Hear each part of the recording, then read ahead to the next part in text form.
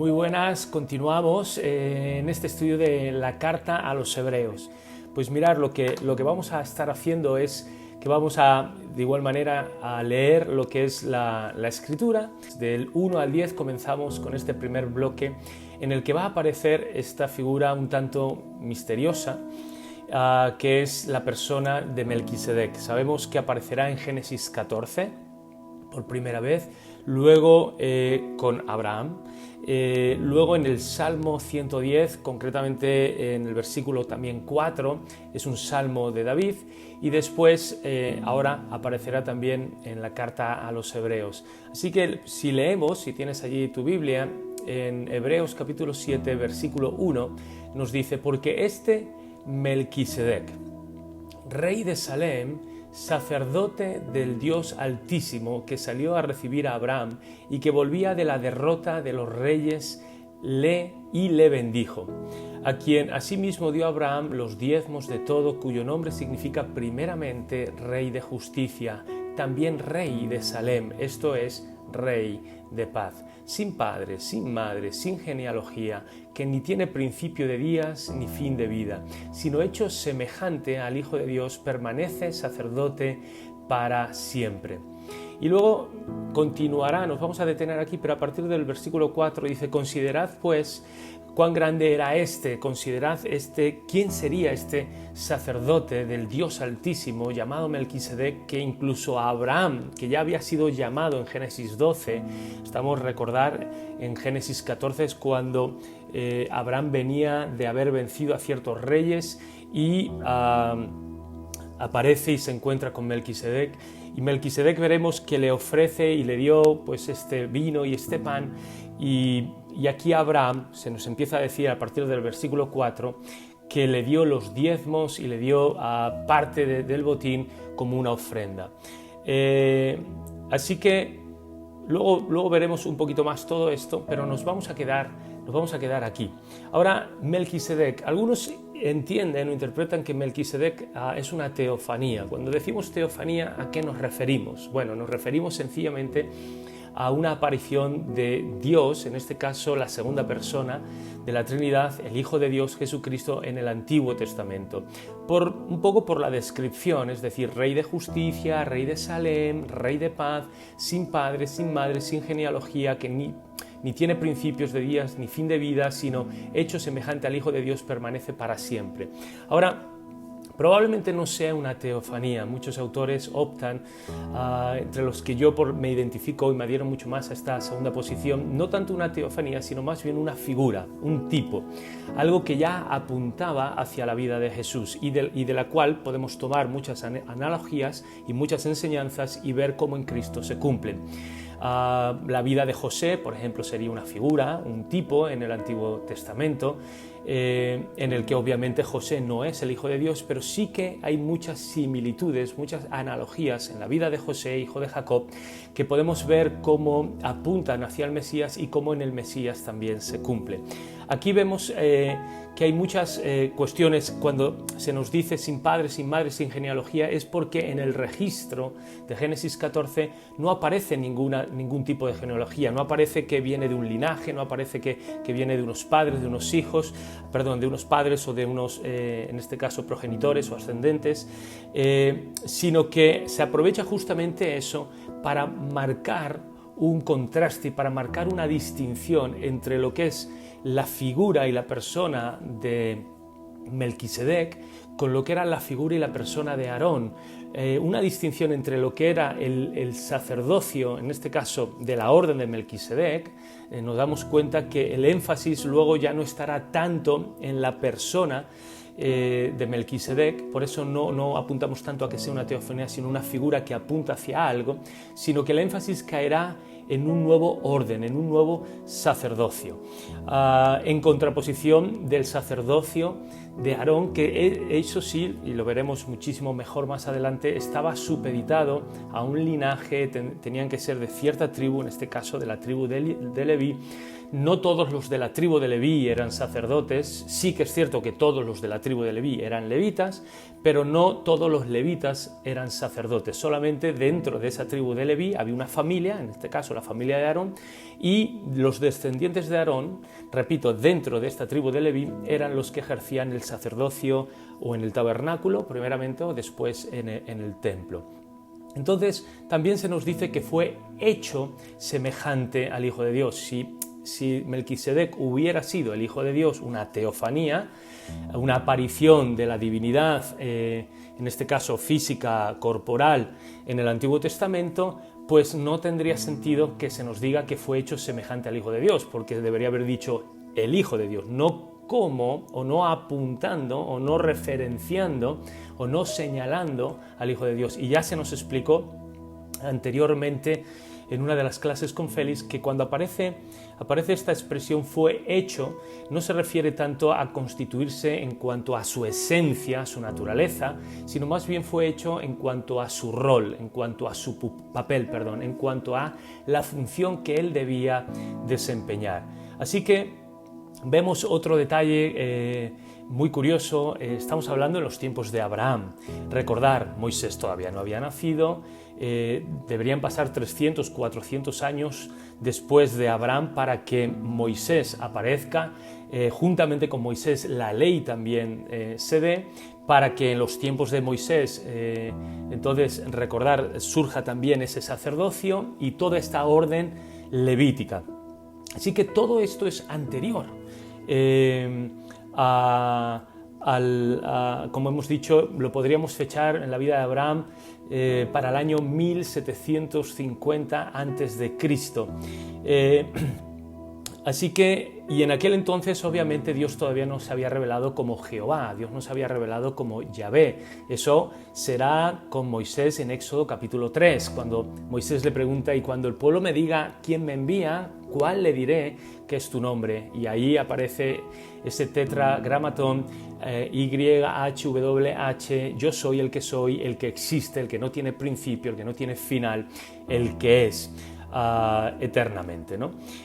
Y aquí solamente es el sacerdote de Dios Altísimo, de Dios el Elión, y aparece esa revelación de ese Dios Altísimo porque, como hemos dicho, esto es anterior. Y ya que estamos hablando de fechas y un poco de cronología, esto nos va a ayudar. Uno de los argumentos principales para el autor y a través del cual va a lograr esta superioridad de este nuevo sacerdote, de este nuevo sacerdocio, de esta nueva ley, de este nuevo y mejor pacto, es justamente que todo esto es anterior también al sacerdocio levítico. Ya había, digamos que la primera instancia, y de hecho en hermenéutica hay esa ley que es la interpretación de algún tema, siempre hemos de buscar la primera vez que ese tema que estamos abordando, estudiando y estamos viendo y analizando cuál es la interpretación bíblica respecto a eso, debemos buscar siempre la primera vez en la que ese tema o ese asunto que estamos abordando, repito, aparece. Y aquí es la primera vez que aparece este sacerdocio, la primera vez que aparece un sacerdocio como tal, aparece en Génesis 14 con Abraham, este padre, si quieres, de la fe, previo y anterior a Moisés y a la ley, a Aarón y a toda la ley levítica. Así que es importante, pero no solamente eso, sino es que también se recoge, como he dicho, en el Salmo 110. Y el Salmo 110 es un salmo de David, y eso fue escrito en el año 1000. Así que vemos que el Salmo de David es escrito después de Moisés, obviamente después de Aarón, después del sacerdocio, y se vuelve a recoger que hay y que existe y que existirá un sacerdocio, en este caso según la orden no de Aarón, sino de Melquisedec, y que ese sacerdocio o esa persona juntará tanto la parte del rey, del soberano, del salvador, del Mesías, pero también esa parte y esa función sacerdotal. Esto es súper importante. De hecho, ya lo habíamos dicho anteriormente en las lecciones previas, como Dios estaba buscando, por supuesto, que Cristo sea revelado como el profeta, lo hemos visto, como esa mayor y plena revelación de Dios, es la misma voz de Dios hecha carne, por lo tanto, imaginaros si es el profeta con mayúsculas o no, por supuesto que sí. También hemos visto que es el rey, eso no quedaba duda, pero ahora en esta carta estamos viendo que no solamente es el profeta, es como uno de esos tres grandes ministerios del Antiguo Testamento, ¿no? El profeta, el segundo lugar también es rey, por supuesto, pero aquí también Cristo es ese sacerdote viniendo a cumplir ese tercer y último gran ministerio que ya en el Antiguo Testamento, como repito y digo otra vez, ya se había dicho, los profetas, los reyes y los sacerdotes. Y aquí Cristo lo está cumpliendo. El autor ya había dicho varias veces que se debería unir tanto la figura del Mesías con la figura del sacerdote, el Mesías vendría a ser alguien que nos libraría, que traería libertad, claro. En aquel entonces los judíos habían dejado la libertad simplemente a un nivel físico, material, geográfico, territorial, político, humano y temporal. Sin embargo, claro, la libertad que Cristo trae sí que es cierto que será una libertad física. De hecho, lo vemos como muchas veces el Señor toca, interviene en nuestras vidas, nos sana, nos cura. Pero todo eso apuntará a una libertad física completa y total en la glorificación, por supuesto, ¿no? Y no solamente de nuestras vidas con nuevos cuerpos transformados, renovados, glorificados, sino también habrá una transformación obvia y una redención y una glorificación también del cosmos, del universo. Habrá un cielo nuevo y una tierra nueva. Los judíos esperaban un Mesías, un Salvador que los libraría de estos aspectos temporales y terrenales. No entendían que vendría a librarlos de la esclavitud de otra cosa mucho peor que una esclavitud física, que es una esclavitud espiritual con una repercusión mucho peor que la física, porque la física, bueno, pues lo peor que puede pasar es que al final pierdas la vida, pero la esclavitud espiritual no solamente estás perdiendo tu vida física, sino estás perdiendo tu eternidad, estás perdiendo tu salvación, estás perdiendo esa vida espiritual que es mucho, mucho peor, porque la repercusión, tanto en grado de calidad como en grado de cantidad, de extensión, pues obviamente lo espiritual es mucho mayor, es superior, ¿no? Así que aquí, cuando viene el Mesías, viene a librar también de esa esclavitud del pecado, esa esclavitud espiritual. Por eso tiene que ser también ese sacerdote, por eso tiene que ser también ese Mesías que una a un pueblo apartado, pero no en el buen sentido, sino un pueblo apartado, separado, alejado de Dios, con Dios mismo. Y ahí se necesitaba ese puente y ahí se necesitaba esa figura. Por lo tanto, el Mesías también, aparte de traer la voz y la revelación de Dios como profeta, aparte de ser ese Rey, Señor, soberano, Mesías que nos salvaría y nos libraría de la esclavitud, también tendría que ser ese sacerdote para reconciliarnos con Dios, para llevarnos de nuevo a la presencia de Dios. De eso se trataba. De eso se trataba el tabernáculo, de eso se trataba el templo. El tabernáculo y el templo eran los lugares o el lugar donde la presencia de Dios estaba y el pueblo podía venir para reconciliarse, para que sus pecados fueran cubiertos en el Antiguo Testamento, ahora perdonados en Cristo Jesús. Y para poder entrar en esa presencia o tener acceso a esa presencia de Dios que estaba muy restringida y muy limitada, ¿no?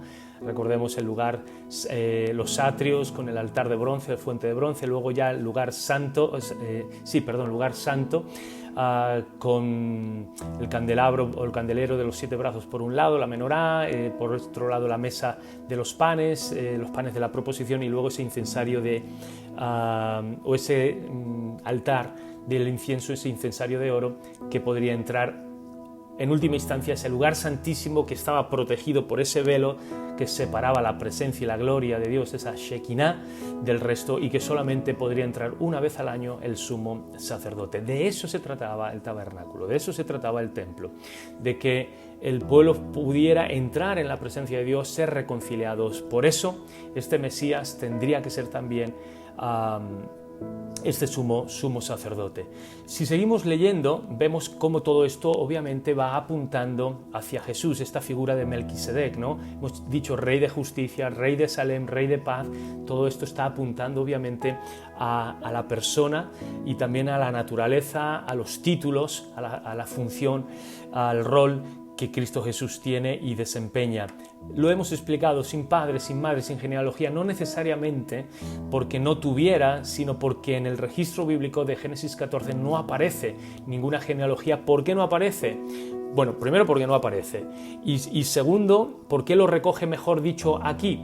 Porque va a hacer ese contraste y Dios en Génesis 14, ya previendo y para marcar distinciones y separaciones y contrastes, para separarlo de lo que sería el sacerdocio, como hemos dicho, levítico, que sí que era explicado, que era, se transmitía y se heredaba de padres e hijos a través de esa familia sacerdotal que era descendiente de Aarón, perteneciente a la tribu de Leví.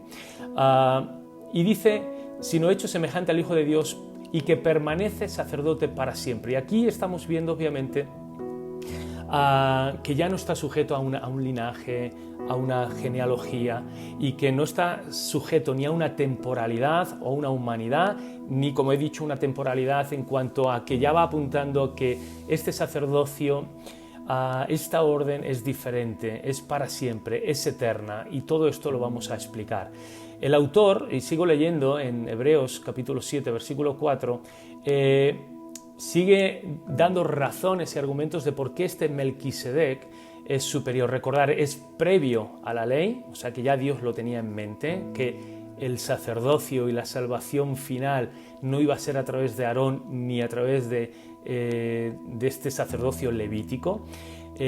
Luego viene después con el Salmo 110 de David diciendo todavía perdura, así que digamos que todo este asunto de Aarón, de Levítico, de este sacerdocio fue algo temporal. Cristo Jesús lo diría, dice, al final la ley fue dada entre otras razones a causa de la dureza de vuestros corazones para regular el mal, para poderlo tipificar, y Pablo diría que toda esta ley que no nos ayuda en nada para la salvación, lo único que nos ayuda es ver nuestro pecado, ver el juicio que merecemos y llevarnos e impulsarnos a correr a Cristo Jesús.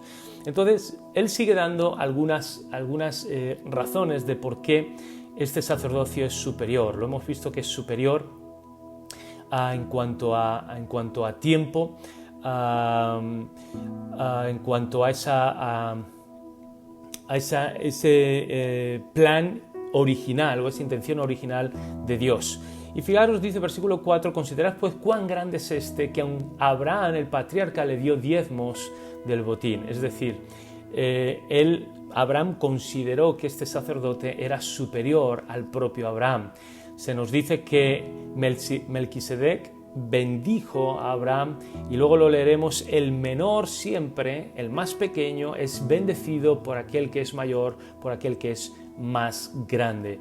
Así que está diciendo, incluso Abraham consideraba a este sacerdote, a esta figura superior a él, incluso, y era Abraham el padre de la nación de Israel, ¿no? El padre, si quieres, de la fe, y vemos cómo también él se estaba sujetando y sometiendo y dando ofrendas a Melquisedec. Versículo 5 nos dice, ciertamente los que entre los hijos de Leví reciben el sacerdocio, lo he explicado, tienen mandamiento de tomar del pueblo los diezmos según la ley. El pueblo le daba los diezmos a los levitas o a los sacerdotes. Entonces, y ocurre lo mismo, si los sacerdotes tenían esa posición en cuanto a funcionalidad y a jerarquía a la hora de ministrar delante del Señor, pues aquí está haciendo la misma analogía, ¿de acuerdo?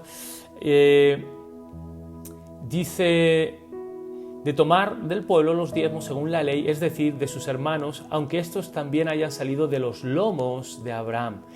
Versículo 6, pero aquel cuya genealogía no es contado de entre ellos, tomó de Abraham los diezmos y bendijo al que tenía las promesas. Y aquí vemos, dice, Melquisedec obviamente no era del sacerdocio levítico. ¿Por qué? Porque Melquisedec son 300, 400 años antes, no sale de los lomos de Aarón, todo lo contrario, más bien aquí nos está diciendo, si alguien sale de alguien, Leví sale de Abraham, porque Abraham, digamos que es el abuelo de todo lo que es el pueblo de Israel, incluyendo a Leví. Así que lo que nos está tratando de decir es que cuando Abraham le da los diezmos y la ofrenda a Melquisedec, no solamente Abraham se lo estaba dando a un título personal, individual, sino también en representación de todos sus descendientes, de todos los que saldrían como dice, de los que estaban en su seno, en su interior, en sus lomos. De alguna manera, cuando Abraham le da los diezmos y se está sujetando y se está inclinando y está reconociendo que Melquisedec es superior, como Leví ya estaba potencialmente hablando en el interior de Abraham, en su seno, pues también Leví de alguna manera le está dando los diezmos también a Melquisedec, porque en Abraham todo el pueblo de Israel y Leví también estaba representado. Abraham estaba representando a todo el pueblo de Israel, a todo su linaje y a todos sus descendientes. Y es lo que se nos está diciendo. Versículo 7 dice: sin discusión alguna, el menor es bendecido por el mayor. Lo que veíamos de esta manera, Melquisedec, la Biblia nos dice que era superior, en este caso, a Abraham, en este sentido de sacerdocio, de reconciliación, de ser ese puente para con Dios. Y aquí ciertamente reciben los diezmos hombres mortales, pero allí uno de quien se da testimonio de que vive. Y por decirlo así, en Abraham pagó el diezmo también Leví, lo he explicado, que recibe en este caso los diezmos, porque aún estaba en los lomos de su padre cuando Melquisedec le salió al encuentro. Y si pues la perfección fuera por el sacerdocio levítico, ¿por qué bajo él recibió el pueblo la ley? ¿Qué necesidad habría aún de que se levantase otro sacerdote según la orden de Melquisedec y no fuese llamado según la orden de Aarón? Y aquí ya vemos, dice, es que hay dos sacerdocios, hay dos sacerdotes, hay dos órdenes, y la primera, la original, la que aparece no es la de Aarón, sino eso, digamos, fue algo temporal, un parche, como decíamos, Jesús tuvo que decir a causa de vuestras durezas, pero la original, la que viene antes, y la que también ya en los tiempos de David, en el año 1000, también se decía que vendría un Mesías, que sería según la orden de Melquisedec, y que en ese Mesías estaría ese ministerio de Señor, de regidor, de soberano, de rey, y también estaría el ministerio de sacerdotal para reconciliarnos con Dios, pues ahí estaba. Y aquí ya por eso en el versículo 11 se nos empieza a decir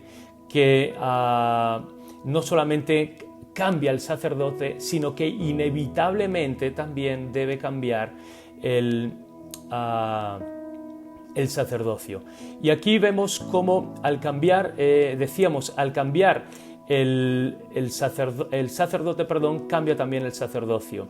Esta idea recurrente que estamos apuntando y que vuelvo a retomar en cuanto a que en el Mesías se tendría que juntar la figura o el rol, la función o el papel del rey y también del sacerdote. Antes de que entrara el sacerdocio levítico, vemos que en la Escritura era común. ¿Por qué decimos esto? Por ejemplo, Noé que representa la cabeza de esa nueva etapa para la humanidad. Es el padre de familia, de su esposa, de sus hijos. Noé como cabeza, como autoridad, también vemos que en el capítulo 8 él edifica un altar. Y vemos que en Noé, por un lado, está ejerciendo de autoridad, pero también está ejerciendo de sacerdote, está ejerciendo de autoridad para traer el gobierno de Dios de nuevo a la tierra por medio de él y de su familia, pero también está edificando un altar para tener comunión con Dios. Eso mismo ocurrirá con el propio también Abraham. En el capítulo 14 vemos cómo Abraham también edificará, en el capítulo 12 vemos cómo Abraham también edificará un altar. Capítulo 12, recordemos, es cuando recibe el llamado de Dios para salir de su tierra, de Ur, de los caldeos, irse a una nueva tierra que Dios le enseñará. Y allí, después de toda esa visión y esas promesas de Dios, Abraham edifica también un altar. Así que Abraham se convierte en esa cabeza de esa nueva etapa para la humanidad. A través de él saldría un nuevo pueblo, el pueblo de Dios, el pueblo de Israel. y vemos cómo siendo esa autoridad, siendo esa cabeza, también edifica un altar. Así que lo vemos también en Job y lo vemos en muchos soberanos, incluso en los emperadores, y en los gobernantes y en los césares del Imperio Romano vemos cómo ellos se adjudicaban ese título también, no solamente de rey, soberano, sino también de Dios, divinos, y como ese Pontifex Maximus, que significa ese sacerdote máximo o ese sumo sacerdote, entendiendo que Pontifex en latín significa puente, ¿de acuerdo? Constructor de puentes. Dicho esto, ¿de acuerdo? Hay un nuevo sacerdocio que ya estaba desde el principio, que el sacerdocio arónico no lo sustituye de manera permanente, sino que ya en el Salmo 110, como decimos de nuevo, David dice que no se nos olvide esto, que tiene que haber otro sacerdote y que tiene que haber otro mediador. Pues es lo que leemos, ¿de acuerdo? Ese cambio de sacerdocio. Versículo 11 y versículo 12, ¿de acuerdo? Y lo leo, se nos dice aquí. Dice, si pues la perfección fuera por el sacerdocio levítico, es decir, si los hombres pudieran tener una comunión completa, plena, perfecta, eterna, a través de Aarón y de todo este sacerdocio de rituales, de sacrificios y demás, si esto funcionara, pues no habría que arreglarlo, dice, pero eso estaba bien de manera temporal, lo he dicho antes, ni siquiera se perdonaban en el sentido de perdón, sino más bien que se cubrían los pecados del pueblo, pero esa maldad seguía ahí en el corazón, no había una transformación interna, no había un nuevo nacimiento, no había ese lavado y esa regeneración en la vida de las personas, simplemente se cubría, ¿de acuerdo?, el pecado y las transgresiones y la maldad del pueblo. Y aquí el autor está diciendo, si esto hubiera sido pleno y perfecto, ¿por qué entonces se habla de otro sacerdocio? ¿Qué necesidad tendría de levantarse otro sacerdote para establecer otro sacerdocio? Y versículo 12 nos dice, porque cambiando el sacerdocio, y luego esto nos introducirá, necesitamos también cambiar la ley. Y esto es como un efecto dominó, cayendo la primera y entendiendo la primera pieza que está en su lugar y cayendo en su sitio, las demás piezas también van a caer en su sitio y también van a caer en su lugar. Por lo tanto, aquí el autor está diciendo se necesita un cambio porque lo anterior no es que fuera malo, pero simplemente era imperfecto en el sentido de que no era completo, no es que era malo, pero era limitado, no era limitado, y vamos a ver algunas razones un poquito más adelante cuando abordemos este tercer punto en cuanto al cambio de esta ley de normativa, ¿de acuerdo? Pero vemos que se necesitaba un cambio. Repito, el antiguo sacerdocio no era perfecto, era limitado, era humano, dependía de hombres y no provocaba esa reconciliación plena que podemos encontrar en Cristo Jesús cuando conocemos al Señor y nuestras vidas son cambiadas y hay un antes y un después.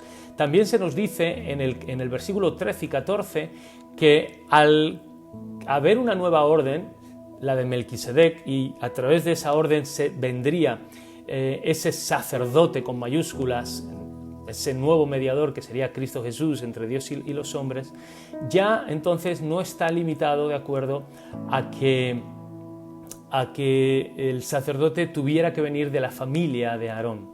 Una de las trabas o de las dificultades que encontraban los hebreos para reconocer a Jesús como ese puente y ese Salvador, ese Mesías, es que no venía de la tribu de Leví, no era descendiente de Aarón. Entonces decían, ¿cómo va a ser el sacerdote, el mediador? ¿Cómo nos va a reconciliar con Dios si el propio Jesús es de la tribu de Judá y no es de la tribu de Leví? Y aquí se nos está diciendo, es que no necesita ser de la tribu de Leví, porque no es del sacerdocio de Aarón, que ese sí que pertenecía a esa tribu, es que es de otra orden sacerdotal, es de la orden de Melquisedec. Por eso el énfasis de equiparar a ese Melquisedec de Génesis 14 con la figura y con la persona y con la obra de Cristo Jesús, porque es otro orden, además no sujeto a linajes, que parece que es eterno, que aparece allí y no aparece nada más y parece que es algo inmutable, eterno, perfecto. Por lo tanto, al ser de otra orden, pues también puede ser obviamente de otra familia, en este caso de otra tribu. El modo, ¿de acuerdo?, también de nombramiento es diferente. Si leemos Hebreos 7, versículo 15, se nos dice, por leer los versículos de lo que estaba hablando de que Jesús es de otra tribu y ya no era necesario que fuera de Leví, versículo 12 nos decía, cambiando el sacerdocio, necesario es que haya también un cambio de ley. Y aquel de quien se dice esto es de otra tribu, ya lo hemos explicado, de la cual nadie sirvió al altar, de la tribu de Judá. Porque manifiesto es que nuestro Señor vino de la tribu de Judá, de la cual habló Moisés tocante al sacerdocio. Pero entonces ya no hay problema, porque el sacerdocio no se transmite de padres a hijos.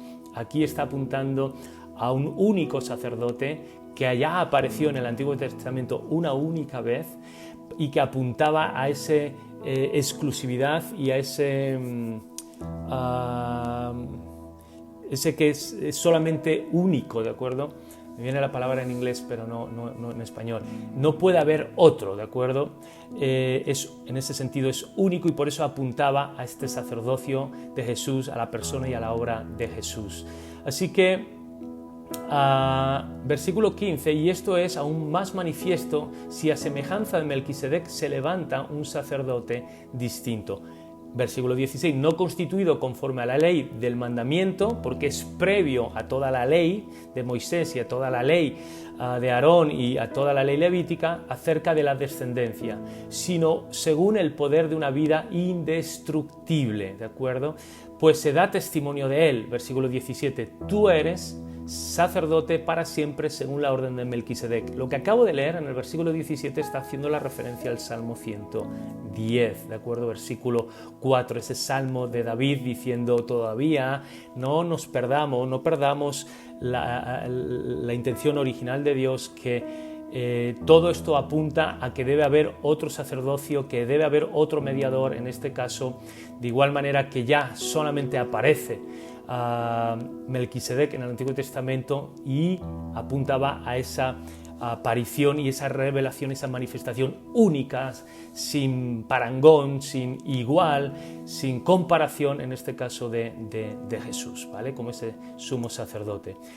Si seguimos avanzando en nuestro estudio, obviamente el nombramiento, como hemos dicho, es totalmente diferente. No es un nombramiento por descendencia terrenal, sujetos a hombres y sujetos encima a las imperfecciones y limitaciones de los hombres, sino que es un sacerdocio, ¿de acuerdo?, que no tiene principio, que no tiene fin, que es indestructible, que tiene un origen, ¿de acuerdo?, divino, que tiene un nombramiento divino. No es un sacerdocio de hombres, por hombres, para hombres, es un sacerdocio de Dios, por Dios, para Dios, que beneficia en este caso a los hombres, y es por eso, ahora apunto, la encarnación de Cristo era importante para que se pudiera identificar, y después veremos cómo esa naturaleza humana le da la capacidad de identificarse y representarnos a nosotros en la cruz, pero la naturaleza divina le va a dar esa capacidad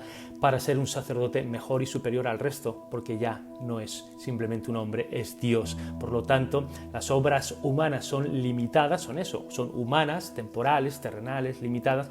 La obra de Jesús pues será no humana, es decir, divina, no temporal, sino eterna, no terrenal, celestial, no imperfecta, sino perfecta, no limitada, sino ilimitada, ¿de acuerdo? Y esa es la grandísima diferencia. Por eso el mediador tenía que ser, por un lado hombre, sí, pero por otro lado tenía que ser Dios. Y se nos da una mejor esperanza, recordar Cristo, el único y suficiente Salvador, de un nuevo y mejor pacto basados en mejores promesas. Fijaros lo que nos dice en versículos 18 y 19. Queda pues abrogado, cancelado, el mandamiento anterior a causa de su debilidad e ineficacia. Lo hemos visto, era débil y era ineficaz porque estaba sujeto y supeditado y estaba ejercido por los hombres, que éramos débiles e ineficaces, no perfectos. también sujetos al pecado, luego lo veremos, cómo Cristo se desmarca de todo esto, ¿no? Sujetos al pecado, a la mancha. Pues por así decirlo, es un ciego intentando guiar a otro ciego. Por lo tanto, todo este sacerdocio estaba limitado a los hombres, incluso a la muerte de los hombres, a las imperfecciones de los hombres, a la maldad del propio hombre. Todo esto tenía que ser mejorado, todo esto tenía que ser superado, pero no podía ser mejorado por los hombres solos o por ellos mismos, sino tenía que ser mejorado por Dios, en este caso Dios haciéndose hombre, Cristo Jesús encarnándose, Dios hombre. Y por eso se nos dice en el versículo, como veíamos, 18, abrogado el mandamiento anterior a causa de la debilidad e ineficacia. En todos los sentidos, incluso la cantidad de veces tendrían que entrar una y otra vez a ofrecer sacrificios. Veremos que ya Cristo, al ser perfecto, pleno, eterno, Dios, omnipotente, ilimitado, sin límites, pues su obra tiene un alcance, imaginaros, ¿no? Definitivo, eterno también, ilimitado. Versículo 19 dice, pues nada perfeccionó la ley. Esto lo hemos dicho no solamente aquí, sino muchísimas veces en la iglesia, en los estudios y en las predicaciones. La ley nada perfeccionó. La ley lo único que hace es mostrarnos nuestros pecados y hacernos entender que estamos bajo juicio. La ley nos señala nuestra maldad y señala nuestro destino y nuestra condena, pero no nos ayuda en nada porque no sería justo. Si la ley nos ayudara, pues entonces ya sería injusto. No se estaría cumpliendo esa justicia. Por eso no somos salvos por justicia, sino somos salvos por gracia. De alguna manera nuestra salvación es injusta, y entender lo que yo digo. Injusta en el sentido de que el justo muriendo por los injustos. No fue justo en ese sentido. Por eso no somos salvos por justicia, sino somos salvos por gracia, por un favor inmerecido. ¿De acuerdo? Lo justo es que hubiéramos sido condenados, pero en la gracia, lo que Dios hace es que nos salva por medio de Cristo Jesús. Entonces se necesitaba otra cosa. Versículo 19, y de la introducción de una mejor esperanza por la cual entonces nos acercamos a Dios. Versículo 20 se nos dice algo que ya dijimos en la semana pasada, y esto no fue hecho sin juramento. Con Aarón eran nombrados y ya de manera automática, pero aquí vemos que hay un juramento de una manera, te digo, particular, precisa, única. Y veíamos que el juramento es lo que le da la garantía, la seguridad, la certeza. Y uno siempre jura por alguien que es mayor o superior a sí mismo, y en este sentido vemos como Dios, no teniendo y no habiendo y no hallando a nadie superior o más alto que Él, pues entonces dice, yo juro por mí mismo. Por eso se vuelve a decir que Dios mismo juró por sí mismo, que Dios juró por sí mismo, por su propio nombre, poniéndose a sí mismo su nombre, como vimos la semana pasada, para jurar diciendo, y juró el Señor y no se arrepentirá, tú eres sacerdote para siempre, según la orden de Melquisedec. Todo esto va más allá, trasciende obviamente a lo temporal, a lo terrenal, a lo humano. Esto está hablando de lo celestial, esto está hablando de lo espiritual, esto está hablando de lo eterno, esto está hablando de Dios hombre, esto está hablando de Jesucristo, ¿de acuerdo? Por eso tenemos una mejor esperanza. Y el versículo 22 se nos dice que todo esto está basado obviamente no en humo, sino que está basado en una persona y en la obra de una persona. En este caso, en la obra y en la persona de Cristo Jesús. Si entendemos que Cristo era mucho más que un hombre, era Dios, entonces entendemos que su obra y su persona es mucho más, será mucho más y será mejor que cualquier obra de los hombres. Y aquí entramos en esa segunda naturaleza que Cristo tenía, su divinidad, ¿de acuerdo? Entonces dice, versículo 22, por tanto Jesús es hecho fiador de un mejor pacto. El que es fiador, el que pone esa garantía, ese aval, esa seguridad, es Jesucristo y por qué esa comunión y esa reconciliación y ese nuevo pacto que tenemos, esa nueva relación con Dios es mucho mejor y es mucho más fiable, porque Jesucristo no solamente es hombre, sino también fue Dios, Dios hecho hombre. Por lo tanto, en la cruz, sí, es cierto que se identifica con nosotros en su humanidad, y carga sobre su cuerpo de manera real, literal, física, corporal, nuestros pecados, pero fue por su divinidad que Él pudo resucitar, fue por su divinidad que Él pudo vencer la muerte, resucitar al tercer día, y es por su divinidad, de acuerdo, y su perfección, que la muerte no lo pudo retener. Por lo tanto, eso es lo que hace superior a Cristo como sacerdote y también a este nuevo sacerdocio. La humanidad y la divinidad de Cristo eran, como hemos visto, necesarios. Así que recuerda, Cristo, una persona, dos naturalezas, y si tienes algún interés de comprender esto mejor, el mejor documento que tenemos como iglesia en cuanto a la cristología, en mi opinión, es el Credo de Calcedonia, escrito en el año 451. Búscalo, lo puedes leer, y ahí verás cómo queda descrito perfectamente esa persona y esa doble naturaleza de Cristo, en contra de las herejías de Arrio, de Eutique, de Nestorio o de Apolinar, ¿de acuerdo?, que estaban pululando por aquella época. Así que seguimos, dice, un fiador, versículo 22, de un mejor pacto, y aquí la palabra pacto es diateque, que significa un pacto, pero no es un pacto hecho entre iguales, sino entre uno que es mayor, superior, más alto, y otro que es menor, inferior. Esta es la palabra. Así que Dios nos salva, pero conforme a sus términos, conforme a sus condiciones, Él los establece, ¿de acuerdo? Esto es importante que lo entendamos. Dicho todo esto, seguimos avanzando. Esto, obviamente, si hay un nuevo sacerdote, hay un nuevo sacerdocio, obviamente tiene que haber una nueva ley. Ya no estamos en Cristo Jesús, ya no estamos bajo la ley de las obras. Mis obras ya no son para salvarme, ¿no? Ya he sido salvo por gracia merecida por medio de la fe. Ahora estoy en Cristo Jesús, estoy en un nuevo reino que tiene una nueva regulación, unas nuevas normas, unas nuevas leyes. Así que, por lo tanto, hay una nueva ley. Romanos se nos dirá que está la ley del pecado por un lado, está la ley de Dios del Antiguo Testamento, la ley levítica, pero también está la ley del Espíritu. Y Pablo, en otros lugares, como en Gálatas, nos hablará acerca de la ley de Cristo. Así que ahora estamos bajo una nueva ley, ¿de acuerdo?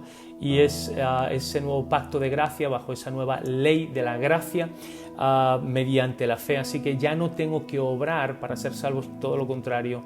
Ahora lo único que puedo hacer y debo hacer es aceptar la obra de Cristo, la salvación que Cristo me ofrece por gracia mediante la fe, y una vez que lo he aceptado y he sido cambiado, viene un nuevo reino, viene una nueva ley, y ahora todo lo que no podía cumplir y hacer, empiezo a ser cambiado, transformado, y empiezo a ser capacitado para poder hacer todo aquello que antes no podía hacer, pero ya no para ser salvo, sino para agradar a Dios y para reflejar verdaderamente que he sido cambiado, transformado, sacado de las tinieblas, y he sido hecho parte de la familia de Dios, y estoy en su casa. Así que tenemos, obviamente, por eso se nos dice una nueva ley, que es la ley de Cristo, ¿de acuerdo? Basada en esa gracia, la ley del Espíritu, ¿de acuerdo? En Cristo Jesús nuestras vidas son cambiadas y son transformadas. Ahora tenemos esa comunión perfecta. La conclusión a la que llegamos a todo esto, a partir del versículo 23 al 28, para terminar, es que tenemos un sumo sacerdote perfecto y su obra es eternamente eficaz. Y es lo que se nos va a decir aparte. Simplemente lo leeremos, y cuando leemos estos versículos yo creo que con todo lo que hemos dicho anteriormente los vamos a entender de manera muy clara. Versículo 23, y los otros sacerdotes, fijaros, llegaron a ser muchos, sí, Jesús solamente es uno, igual que solamente aparece una vez de manera única Melquisedec en el Antiguo Testamento, se apunta a que solamente hay un sacerdote que pueda realmente reconciliar de manera perfecta y plena, como Dios quiere, a los hombres. Versículo 23, y los otros sacerdotes llegaron a ser muchos debido a que por la muerte no podían continuar. era ineficaz, estaba limitado. Mas este, por cuanto permanece para siempre, tiene un sacerdocio inmutable, no está sujeto a las imperfecciones, ¿de acuerdo? O a las mejoraciones, iba a decir, a las mejoras de los hombres, porque es inmutable, ni mejora ni empeora a Dios. Versículo 25, por lo cual también puede salvar perpetuamente a los que por él se acercan a Dios, viviendo siempre para interceder por ellos. Fijaros qué consuelo, dice, puede salvar perpetuamente mientras él esté vivo. Su obra seguirá siendo válida. Cuando se morían los sacerdotes se tenía que levantar otro, porque si no el pueblo ya no seguía reconciliado, ya no se podía salvar, sus pecados ya no eran cubiertos. Aquí, al decir ya Cristo como no muere, entonces la obra es eterna, nuestros pecados siguen siendo perdonados, esa obra, esa validez, ese fiador, aquel que le da validez, que le da sello, aquel que dice no, yo sigo vivo, yo sigo estando aquí, este pacto sigue estando en pie, la obra de salvación, el perdón sigue siendo válido, ¿de acuerdo? Porque tal sumo sacerdote, 26, nos convenía. Y fijaros, dice santo, los otros no eran santos, inocentes, los otros tampoco eran inocentes porque pecaban, sin mancha, los otros sacerdotes también eran con mancha, habían pecado. Apartado de los pecadores, los otros sacerdotes eran uno más de ese montón de pecadores. Y ahora siempre intercede por nosotros. Cristo es el único inocente que murió por nosotros. Nosotros en Cristo Jesús, cuando Dios nos perdona, no nos declara inocentes, nos declara no culpables. Importante entender esto, ¿de acuerdo? Nunca dejaremos de ser culpables en ese sentido. Nunca podremos ser llamados inocentes, porque un inocente es aquel que no ha cometido una ofensa, un delito o una transgresión. Por lo tanto, Dios no nos puede decir inocentes, no somos inocentes. Pero lo que hace es que cuando nos debería llamar culpables, nos dice que en Cristo Jesús somos no culpables. Entonces no nos culpa de nuestra falta de inocencia, sino que en Cristo Jesús, ¿de acuerdo? Y porque Él la llevó y Él pagó por esa falta de inocencia y por esa culpabilidad que teníamos, entonces nosotros somos declarados no culpables, pero nunca inocentes, ¿vale? Simplemente para hacer la distinción. Y termino, que no tiene necesidad cada día, como aquellos sumos sacerdotes, de ofrecer primero sacrificios por sus propios pecados, lo vemos. Aarón y compañía y todos sus hijos necesitaban ofrecer primero por sus propios pecados y luego por los del pueblo. Porque esto lo hizo una vez y para siempre. Cuando lleguemos a Hebreos capítulo 9 veremos esto con más detalle. Dice, hizo la obra de una vez y para siempre, es algo definitivo, eterno, ofreciéndose a sí mismo. Y solamente por eso, para que esta obra sea definitiva, eterna y para siempre, tenía que ofrecerse a sí mismo, pero no solamente como hombre, uno más, sino como Dios hombre en esa cruz. Y versículo 28, porque la ley constituye sumos sacerdotes a débiles hombres, lo vemos, pero la palabra del juramento posterior a la ley, al Hijo hecho perfecto para siempre. Y cuando decimos hecho perfecto, no es que, repito, no fuera, sino no se refiere a su naturaleza, esencia, sino a su rol. Fue allí declarado, constituido, ¿de acuerdo? Ese sumo sacerdote perfecto, pleno, a través de su muerte y de su resurrección. Por eso vemos que se necesitaba, repito, un nuevo orden sacerdotal, un nuevo sacerdocio, una nueva ley, un nuevo pacto, ¿de acuerdo? Para crear o constituir, mejor dicho, formar un nuevo pueblo. Y Jesús era el único que lo podía hacer. Así que el sacerdocio levítico estaba limitado obviamente a los hombres y a las circunstancias, al aspecto humano, terrenal. El sacerdocio de Melquisedec, de Jesús, no está sujetado a nada de los hombres. Así que tenemos ese consuelo y esa seguridad de su obra, es válida, es eterna, no depende de nosotros, depende de Él. Él es el fiador, el aval, el garante, y también sabemos que Él está intercediendo por nosotros. Padre, te damos gracias en esta tarde, noche, en este tiempo. Pedimos, Señor, que Señor, entendamos cómo tenemos un acceso confiado delante de tu trono, el trono de la gracia, y no por nuestra mediación o la mediación de algún otro hombre, sino por la mediación de Jesús. Él es nuestro puente, Él es nuestro sacerdote, Él es nuestro mediador.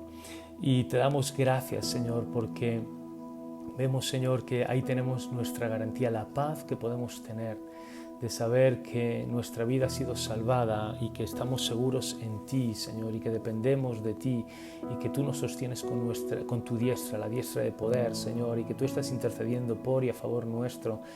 Nos anima, nos consuela, nos da paz, Señor.